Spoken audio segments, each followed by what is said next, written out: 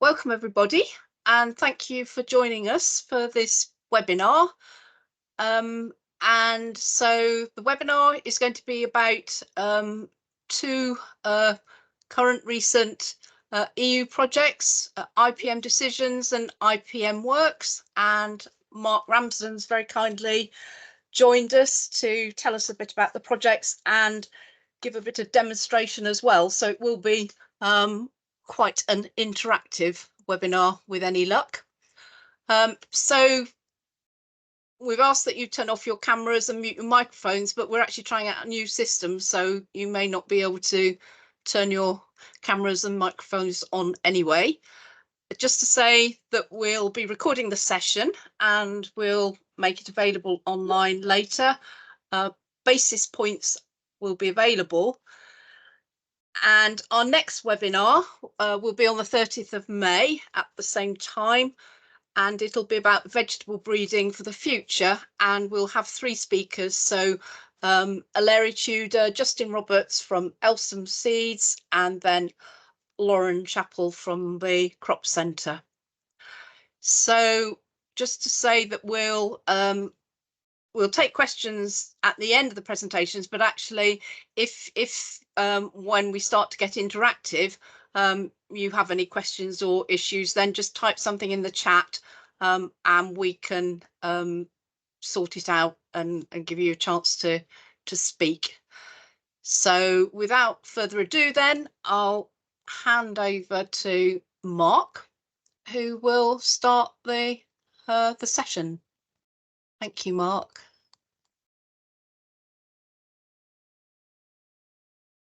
Thank you, Rosemary.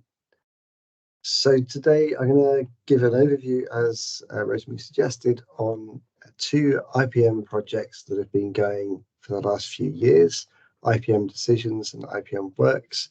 Now, these were always designed to be sister projects. We work quite closely between them, and they're both looking at how we can really step up the implementation of integrated approaches to pest management across Europe. So I'm Mark Ramsden. I'm an entomologist by background, working at ADAS for the last 10 years or so, and I work largely on integrated pest management, not just in entomology, but really trying to see opportunities across all pests.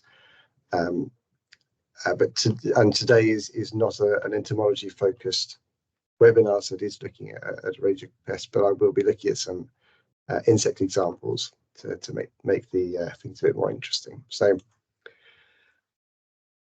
the concept of IPM has, of course, been around for quite a long time, but over the last few decades, it's really been seen as the core approach to sustainable pest management. And the reasons we want to move away from a pesticide reliant approach is fairly well established. And we know that there are impacts on human health. We know there are impacts on non-target species. We know that there is resistance developing to different products. And at its core, what we want to do is find integrated approaches. So we want to use multiple different tactics to manage pests rather than relying on a few number of approaches. Now, this wasn't as part of the IPM projects, but this was some other work that we did at ADAS, where we were looking to see what options there were for growers in terms of integrated pest management. And we did a review looking at 4 crops, so wheat, barley, oilseed, and potatoes. And we identified 40 different potential IPM control measures across 80 weeds, pests, and diseases. And this identified a potential, well, over 600 different combinations of control options between pests and crops that were available to growers. And that was from less than 600 literature articles that were reviewed. And really, this just shows the complexity of an integrated approach. There are lots of different factors to be considered when developing an integrated approach to pest management. We also did some interviews with farmers trying to understand what the barriers were to advancing their IPM strategies. And these phrases here are taken from those discussions. So these are the things that were most commonly referred to as potential barriers. And the ones that really came to the forefront were that people were concerned about changing their current mindsets or habits. They were concerned that they needed to understand a lot more about IPM and particularly the ecology of different pests to implement it. And also there were concerns about whether the changes of strategies would be economically viable. So this kind of gives a backdrop of where the two integrated pest management projects came in, and these were commissioned. These came from the European Commission, so these are Horizon projects, and they are in collaboration with partners right across Europe.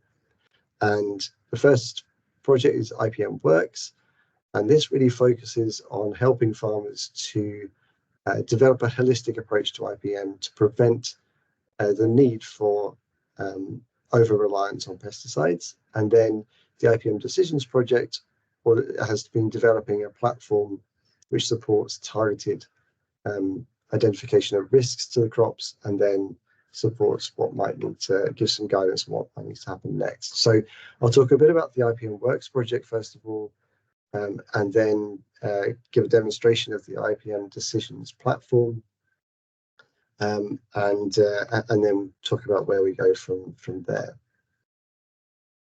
So the IPM Works project is designed to create a network of farmers and advisors right across Europe. And this is building on some existing networks. I'm sure you're all familiar with the LEAF network in the UK, and there are some similar initiatives in a few other countries. So it was trying to bring together those existing networks and then to create some new, what we refer to as hubs. So groups of farmers led by a hub coach in different parts of Europe to demonstrate that IPM can work effectively on farm.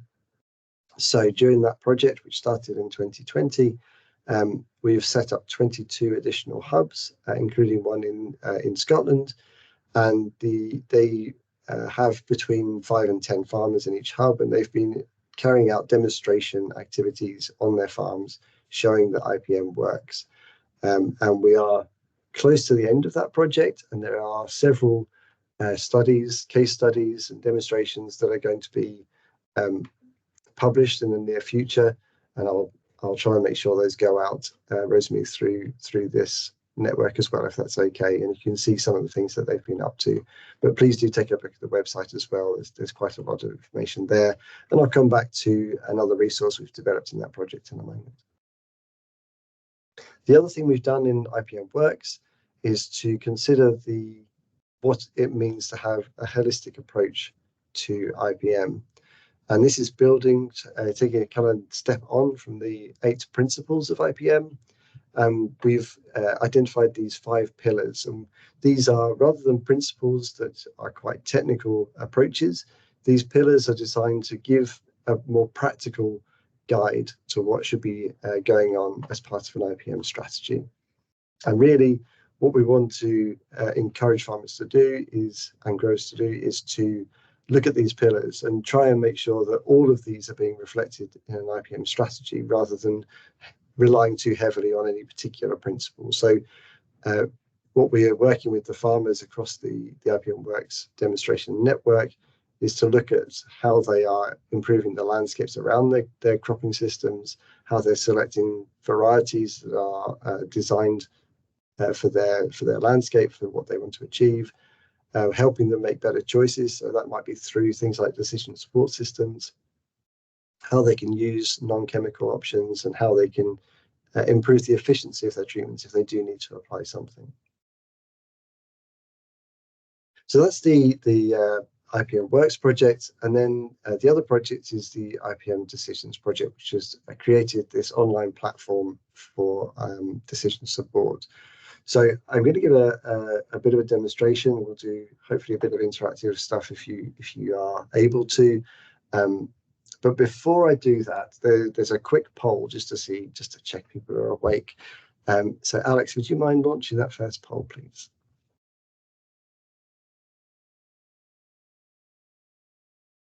I realise I can't tell if it's been launched because, yes, so is it launched yet? Yep, that's brilliant, thank you. So this is just a quick question. How often do you look at the weather forecast? And that doesn't mean for anything in particular, just how often do you take a look at the weather forecast, see what's happening in the next few days or weeks? And I can see that the responses are coming in already, and the majority are saying they're looking at forecast daily, which is hardly surprising given the context of what we're talking about today. And then, Alex, was there a second part to that poll that we can launch? Yep. And so then the next question is, so you look at the forecasts, but do you actually change your behavior based on what you see in the forecast? So do you carry on doing whatever you want to do regardless, and you just wear a hat? Or do you adapt what you're doing and change and move things around because you know it's going to be raining or not? And so there's a bit more of a mix in response to this one. We can see most people sometimes adapt plans around the forecast. Again, within the context of what we're talking about with agriculture, that's not surprising. But the point here is really that we know that the weather plays a huge part of what we do in agriculture, how we treat crops. And so the IPM Decisions platform is designed to use some of that forecast information and combine it with models about the ecology of different pests to make forecasts about the potential risks that those pests might pose to a crop. So that might be the risk of a particular pest, invertebrate pest emerging, migrating into crops. It might be the particular risk of a disease starting to spread within a crop.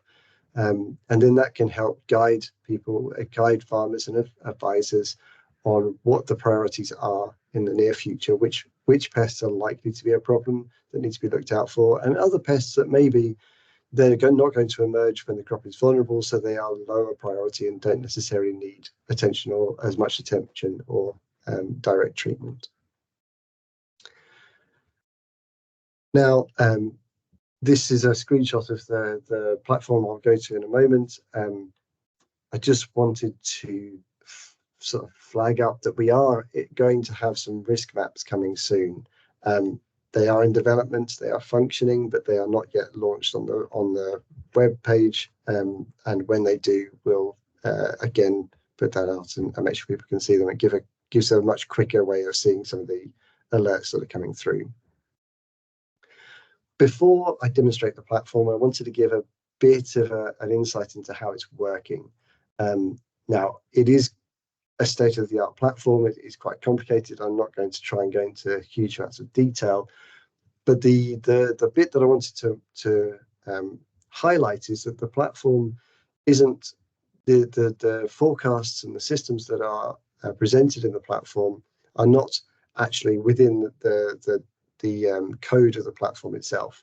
In fact, what the platform's doing is it's connecting to weather data from different providers, and it's connecting to developers' code for forecasts for models, and it pulls those into the platform when a user requests them, and it puts the weather data and the code together, and then it presents the forecast in the use dashboard, which we'll see in a few moments.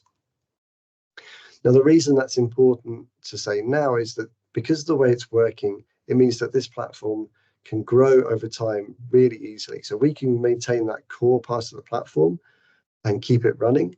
And then as new developers and researchers create new models, we can put those into the platform quite easily.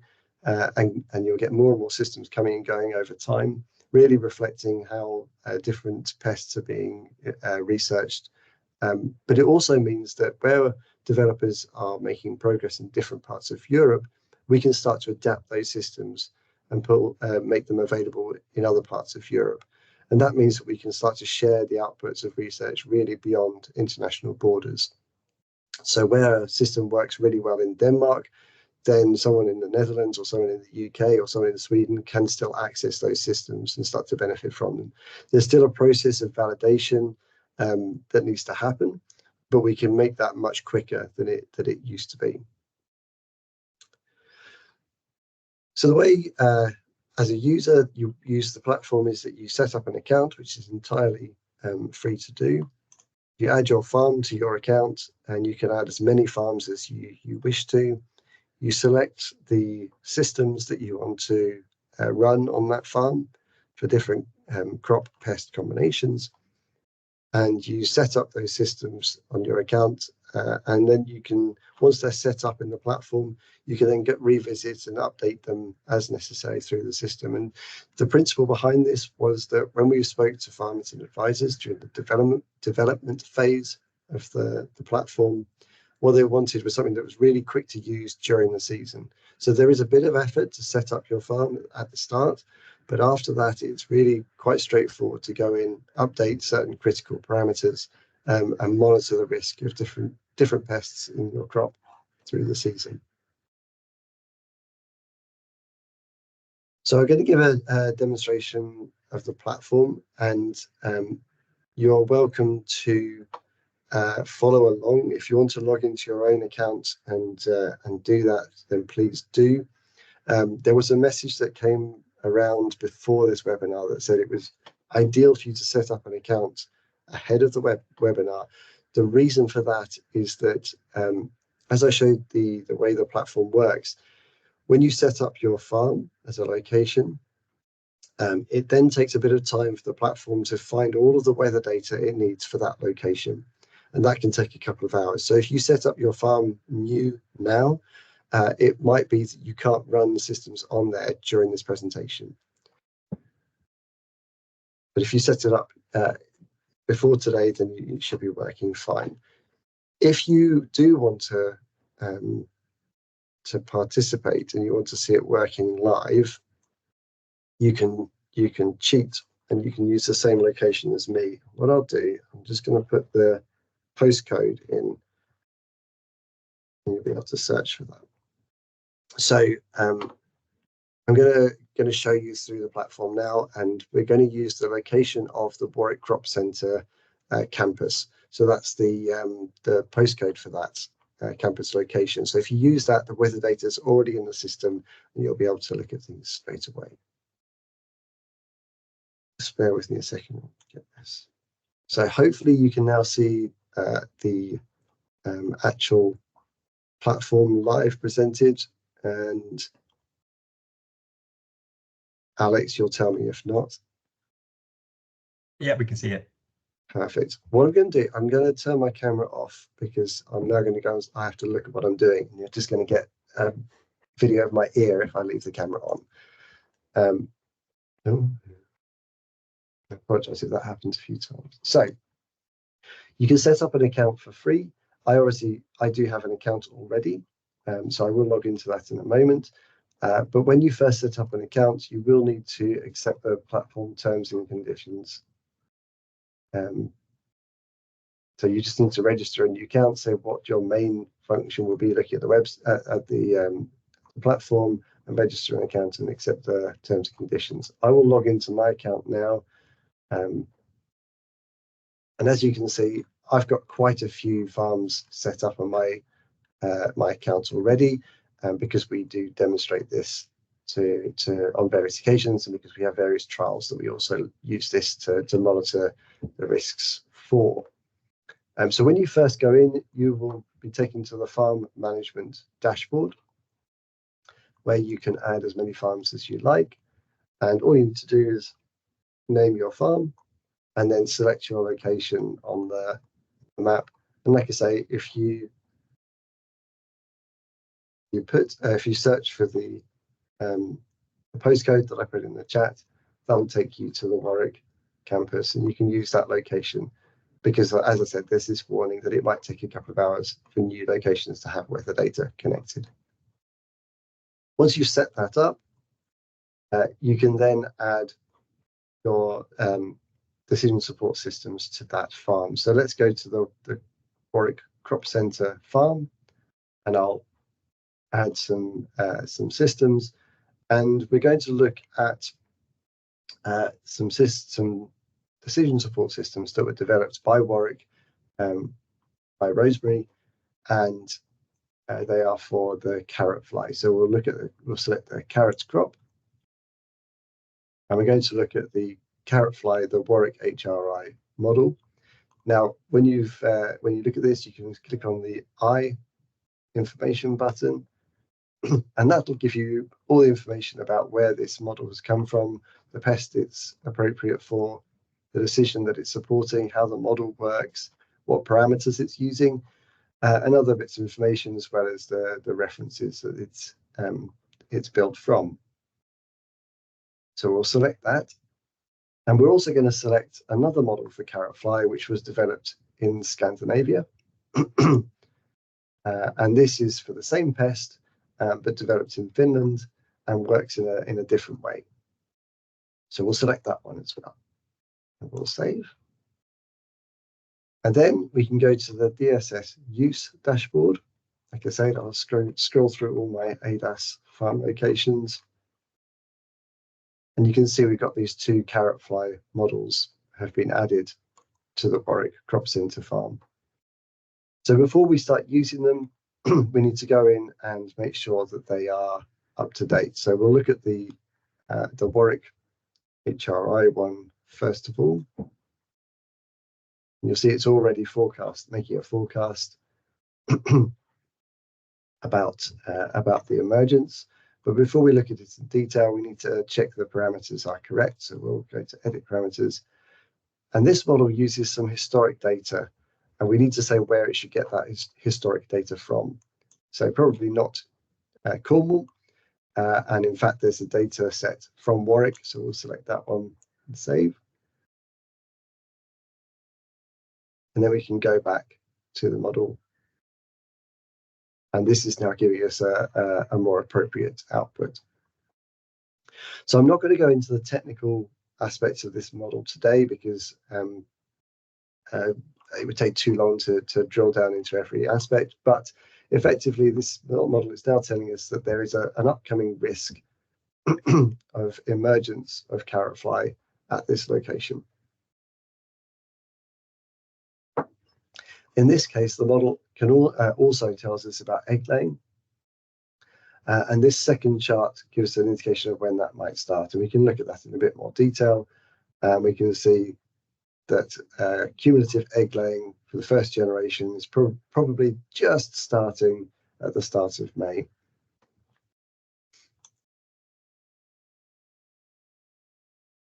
So just bear with me a second. And I need to...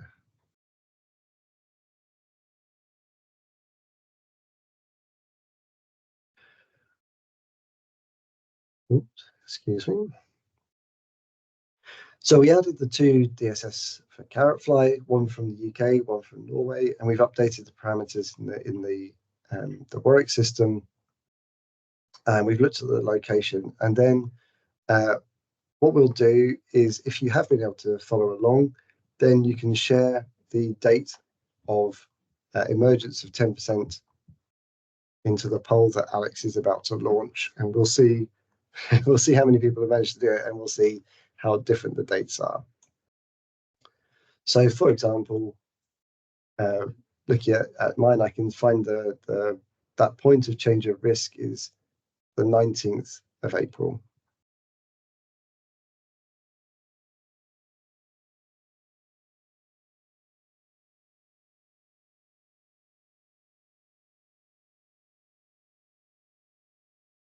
Now, I completely understand if not, if people haven't been able to follow along while we're doing this. I've got the luxury of two screens and I know what I'm doing. But in case you wanted to do that, that's available in the poll there.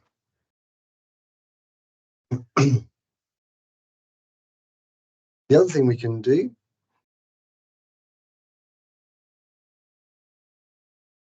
we also have the other forecast available from the other model. So we'll have a look at that one as well. So this one is forecasting a low risk at present of flight of carrot fly. And this is a fairly straightforward day degree model. So it's just saying that at the moment we haven't reached sufficient day degrees for carrot fly adults flight to begin.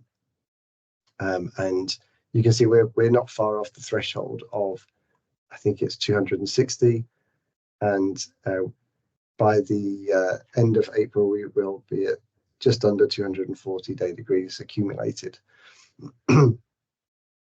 So these are two models looking at the same pest.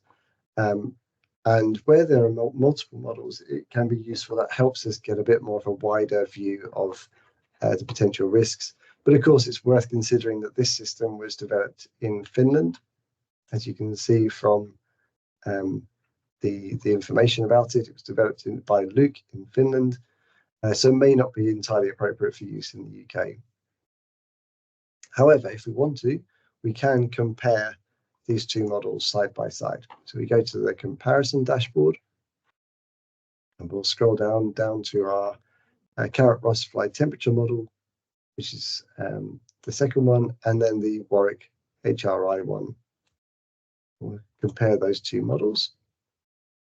And this puts the two models side by side, so we can then see, make a more informed decision about which one of these might be more appropriate. And as the platform grows and more systems are integrated, then there'll be more opportunities to make these comparisons and get a bigger picture of what's going on. The other thing that this comparison dashboard enables us to do is to look at the same model at different locations. So I've got the carrot rust fly model set up for other sites, hopefully. So at one of our ADAS sites. So now I can compare the same model at two different locations. And this is really useful. We use this dashboard at ADAS to look at the different pests compared across different ADAS sites. But it can also be used by advisors working with different farms to look at the different risks of different farms at different locations.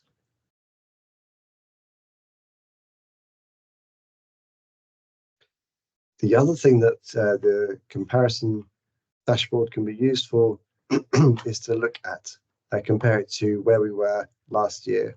So if we take the carrot rust fly temperature model and select use historic data, we can only do one model at a time using this. So we'll have a look at this.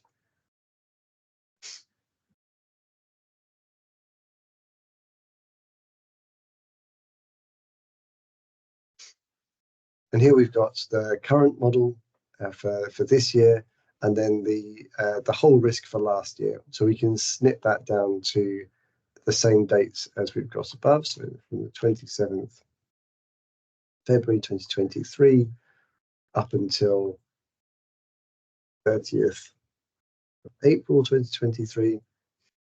And we can see that they're at very similar stages this year compared to last year. So if we look at the particular date for today, which is, we've got the 24th of April. So this year, 24th of April at Warwick, we'd got to 210 day degree accumulation. And this time last year, we were only at 190. So this year, things are slightly further advanced than last year, reflecting the slightly warmer start to the year we've had. So this comparison model has comparison dashboard has a few different elements that can be used to just explore a bit more about what's going on for different pests. Now, I mentioned one of the aspects of the platform that's been developed is to help support adapting systems between different parts of Europe. And so we have a DSS adaptation dashboard, and this is where you can make small changes to some of the models just to change how they might be working. And just as an example, I'll take a look at. We'll take a look at the carrot rust fly temperature model once again. And you can see here we've got some things that we can adjust in the parameters in the way the model is working. And in this case, one of the things we can do is we can change the start date of the model. So by default, this model starts on the 1st of March, but this was developed in Finland. And we could say, well, actually, things start a bit earlier in the UK because it's a bit warmer here than it is in Finland in March. So let's say, actually, we want this model to start at the beginning of February.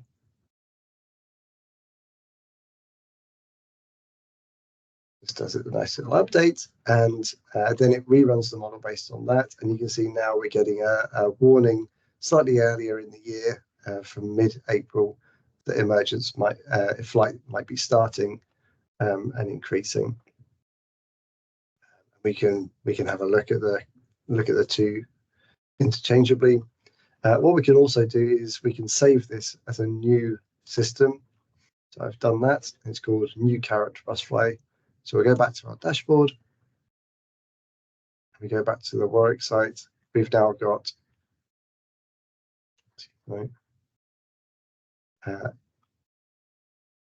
our new carrot rustfly temperature model based on that shifted start date, and we can see the impact of that. We can track it, and the idea of this is that this enables researchers to make small adjustments to the models and then validate them in the different regions. So we could validate this in the UK and see what the most appropriate version was, and then we can make that available wider to other users.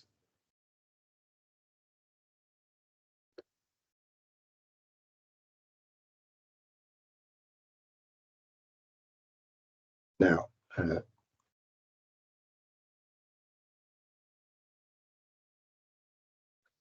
I'm just going to have to mess around with different screens for a second, but are there any questions or comments in the chat at this point?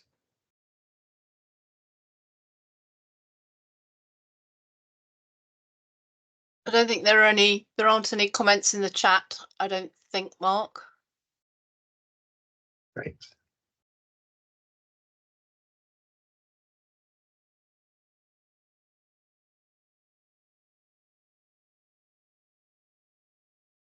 So if anyone does have a play around with the platform and have questions, then please don't hesitate to get in touch. More than happy to give additional guidance as needed. But for now, I'll go back to the slides. So this is what I presented there was all in the platform, and there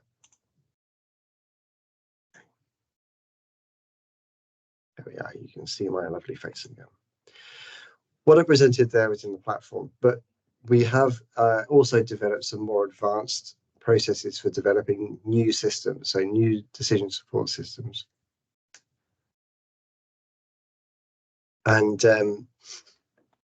those that can then sort of spark novel approaches and more complicated systems. So hopefully what we'll start to see is a lot more of these forecasts coming into the platform, but also some additional supporting systems that help make decisions a bit easier in the field, not just related to the risk of a pest appearing, but also how that might change with different variety, susceptibility, how it might change with different growth stage, and all those things will start to become much more supported in the future. So if there are any researchers or developers working on pest ecology and risk factors who are interested in developing new systems, please do get in touch, and we'll help you connect with the developers working on this. We are very conscious that our platform is one amongst many. So there are existing systems out there in the UK, in other parts of Europe, and we are not looking to compete with them. What we want to do is to help all of these different platforms talk to each other and benefit from each other's research and advancement without compromising any individual innovations. So the way the platform works, it means that other platforms can actually consume, like Pac-Man, the resources that we've developed. I'm not going to go into lots of detail on this because it's quite technical, but effectively what it means is that external platforms can connect with the different databases and code in our platform and use that to pull the decision support forecast out and make them available in other platforms. So I'll skip over this, but if you want an example, they've started doing this in Norway already, where their existing platform is now using some of these systems from our platform and making it available to growers and advisors there. Now, I've seen a couple of questions in the chat, which might be good to pick up on.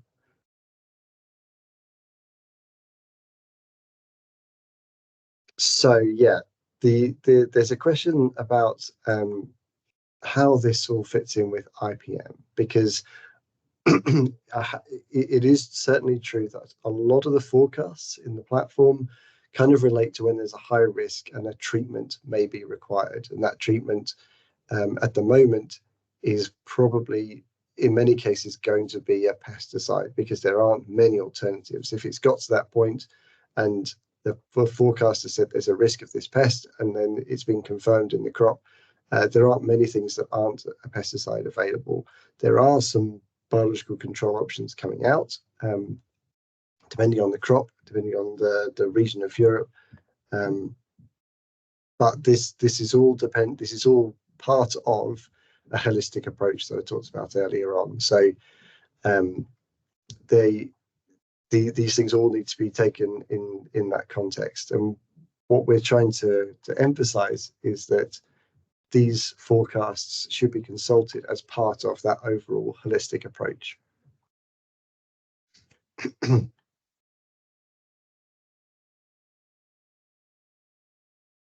So in terms of the learning about the modeling, we've tried to describe each of the models in the platform as best we can in a way that's hopefully understandable. If you go in and you look at the information, you can find out a bit more about what those models are doing. And I certainly think that part of the benefit of using these systems may not be the direct output of the model that says there's a medium high risk, but it's also about helping understand the ecology of those pests and what's driving that change in risk.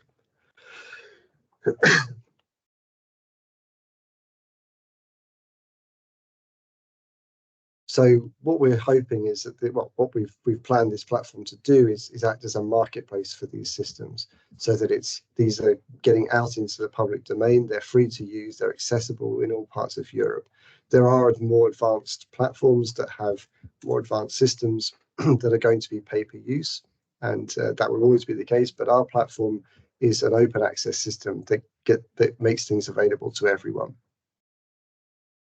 We really tried to make sure that everything is as transparent as possible. Again, trying to support this as part of a holistic approach.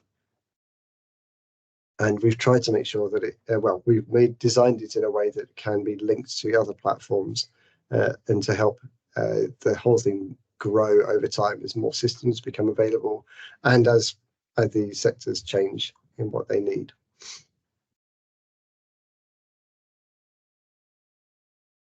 So I wanted to just give an example of how these systems can be used and the kind of impact they have. And as part of the IPMWORKS project, like I mentioned before, we've done a series of comparison examples. And this is one of the ones we did in the UK, looking at barley yellow dwarf virus on an arable farm in East Anglia. And what we did was compare 3 different approaches. So we had a risk-averse approach, and I can only describe this as the worst possible approach to avoiding pesticide use, where the treatment was to apply an insecticide to control the vectors of BYDV, so the aphids. So the insecticide was applied whenever possible. So as soon as possible after the crop emerged, the first application was made, and then we simply waited for the next window of opportunity to apply the next spray after a period of I think a minimum of 10 days, I think it was. And we just carried on doing that through the season until we reached the legal maximum dose for insecticide in that crop. Terrible approach to pest management, but we wanted to get a baseline of that very, very risk-averse approach. The next approach was an IPM standard approach. So this was using the T-sum model that is available on AHDB and is also available in the IPM Decisions platform. So this makes a forecast of when winged aphids are likely to be appearing in the crop, and it's the winged aphids that transmit the virus between plants. So this enables the farmer to target their monitoring efforts to see if there are aphids at that time. If there are aphids at that time, then an application is made to control the population. And so that's exactly what we did in the IPM standard. And then the holistic approach was farmer-led. So in this particular case, the farmer is very supportive of biodiversity across his farm.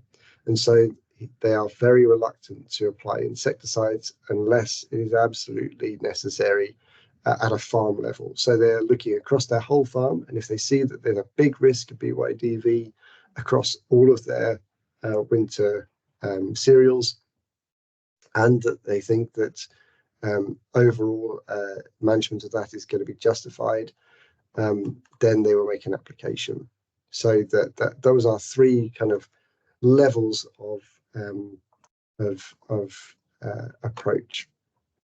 And this was undertaken in the year 22 to 2023. So we have all the data in, and the results were that in terms of yield, the IPM standard approach yielded very slightly higher in terms of tons per hectare, and the number of insecticides applied, in fact, the farmer decided not to apply anything at all that year across his farm.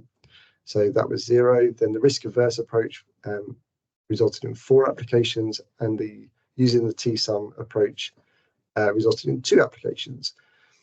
And then what we did was we looked at the costs of application as well as the yield.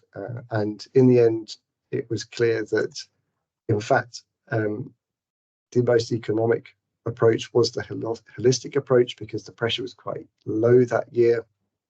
But we could really quantify that in quite a lot of detail in this study. And the details of this will be published and made available fairly soon. But it's a really nice example of where, if we want to support people going from a very risk-averse approach to pest management towards that very holistic approach, then the decision support systems can really help bridge that gap and really help people step along. And that's something that we've also seen in a lot of other studies of this across Europe, that the decision support systems help people just make that next step towards a more holistic approach to IPM and transition away from high levels of pesticide use. So we are looking to make resources for that transition towards low pesticide use more available. We've created an online toolbox that has lots of different resources, lots of different bits of information from lots of different projects across Europe. There's a lot in there from the UK as well.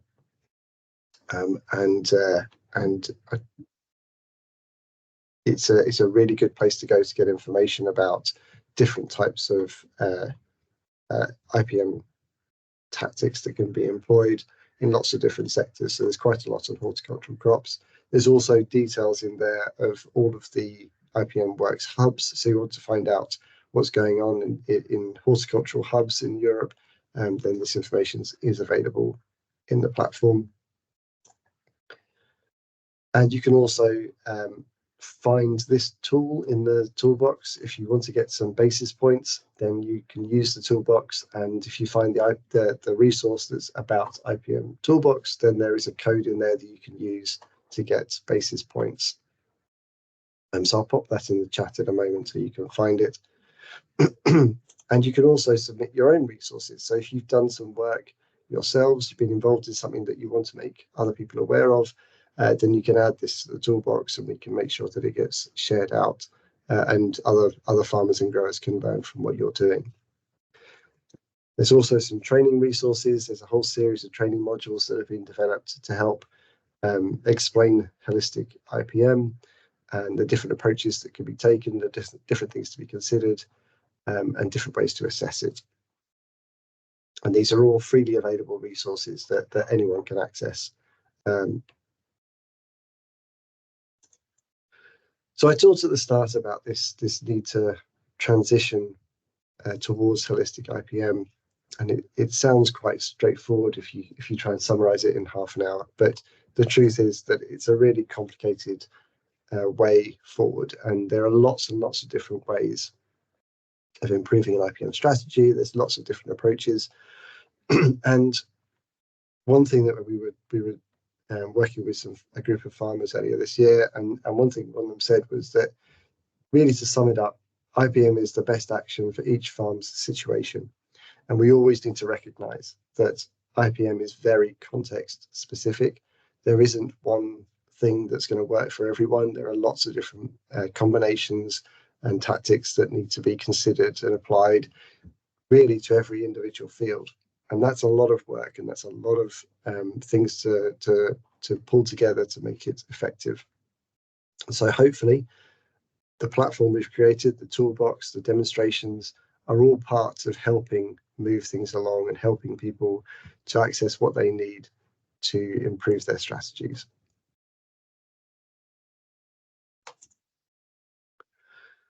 So I'll finish just with this slide I brought up earlier, that kind of summarizes where the two projects are coming from. So what we wanted to do was support farmers and growers across Europe in reducing their reliance on pesticides without impacting productivity, without impacting competitiveness. And we saw this as requiring two essential steps. One is reducing the need for pesticides by integrating non-chemical control options. So that's using those preventative strategies by improving resources for monitoring pests and forecasting where pests might be an issue. And then there's this second part, which is where there is a risk to crops. How do we best target that so that we're only using enough pesticide to do the job, but not any more than that? That's where these two projects hopefully are coming together to advance IPM. Thank you very much. We've got a few minutes, I think, for any further questions. I don't know if I necessarily answered the questions in the chat effectively, and I'm happy to have another go. Otherwise, Rosemary, do you have any questions? Yes, yeah, brilliant. Many thanks, Mark. That's great. So I've got a couple of questions, and please, anybody else, please type in any more questions you can think of in the chat. I wondered, first of all, about with IPM Decisions, whether it was useful and whether you were sort of gathering feedback either on the system itself, on the sort of functionality of the system, and on individual models, because all of that might be quite useful information. Yeah. So the IPM Decisions project was really designed to create the platform, and it went through. It was designed on the basis of 3 rounds of workshops with farmers and growers and advisors from right across Europe. So we're right at the end of the project now. It was a 5-year project. We've just come to the end now. The platform's been live for, I think, about 18 months. Now, we're intending to keep it going. We've got further things planned already to improve function, and we are always open to feedback on how it can be improved more. So if you do have any comments, I'd love to hear them. The nature of a platform like this and the number of people involved in its development means that there are seldom quick fixes, but certainly the more feedback we get, the better we can improve its function for everyone. So if there are things that you'd like to comment on, please do let me know. So thank you. And you part answered my second question, which was how much longer the project got. And then I guess how are you going to sustain it beyond the end of the funding? So the project ends at the end of May this year. So we are in the last sort of 6 weeks of the project.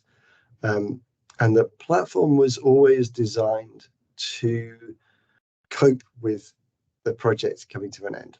So it's not, what we didn't want to do was create a platform that required continuous updates and everything was embedded, and then as soon as you stop doing anything, the whole thing falls apart. So it's designed that the actual core platform part of it doesn't require huge amounts of time and effort to keep that switched on and keep it working year on year. What does require a bit more funding is adding new systems to it. So, but that's always been the case. That's always been true. And what we've hopefully done is create these pathways that make it much quicker for new systems to get rolled out. Now, just the example that we work with you on for the carrot flow models, where they needed a new interface to make them accessible. If we'd started from scratch and we didn't have the IPM Decisions platform, that would have been quite a big investment to create a user interface that made those systems accessible to people, and that would require ongoing maintenance. Now we've got the IPM Decisions platform. That core maintenance, it's a cost, and it's something we need to address, and we're working with a number of potential funders to do that. But it means that the cost of adding new individual systems in is much lower than it would have been before that. So what we'll start to see, and what's already happening, is that we're getting a lot more engagement with different developers from across Europe saying, well, we want to make these models available. We can do it through the IPM Decisions platform, and then that'll be a separate initiative. And with each one of those, we'll iteratively keep the platform alive. So that's our plan at the moment. And we have to accept that it will be an adaptable plan as we go forward, because that's the way these things work at the moment. Great, thank you. Yeah, I think it's worth saying that the work on our warrant models was actually it was an add-on to the project, wasn't it? And we found some funding through Warwick to actually then fund Mark and his colleagues to put the models into IPM Decisions. So yeah, that system works anyway. Yeah, and there's a few systems on there that we took from published papers. So we took the code that was described in a paper and made them accessible. And those were models that otherwise would just have been lost in a paper. Great academic work with a really good system in there, but were completely lost to any growers or farmers. There was no way they could access them. And the work needed to do that really was relatively small, because it was just a case of writing a kind of code that described the day degree model or the different model, and it was really quite satisfying to be able to do that and make some of these systems available. So hopefully that's what we'll start to see a bit more of in the future. Great. So I don't think there are any more questions. So last chance, if anybody wants to ask a question, type it in quickly. And in the meantime, yeah, just to say many thanks, Mark, for talking to us about the system. And yeah, hopefully you'll get some feedback from people and a few thoughts on the system, etc. Thank you. The only thing I was going to add was that once you've set up your platform and go to the use dashboard, there is a disclaimer at the bottom which just describes that these are guidance. There is also a code here where you can receive basis points, which I'm not going to linger on for obvious reasons, but there are basis points available for using the platform as well. Yeah, and there are also basis points available for attending this webinar, and I'll send an email tomorrow with the details. So I think that's probably it. So once again, many thanks, Mark, and thank you to everybody who's joined us this afternoon. And watch out for the next webinar at the end of May.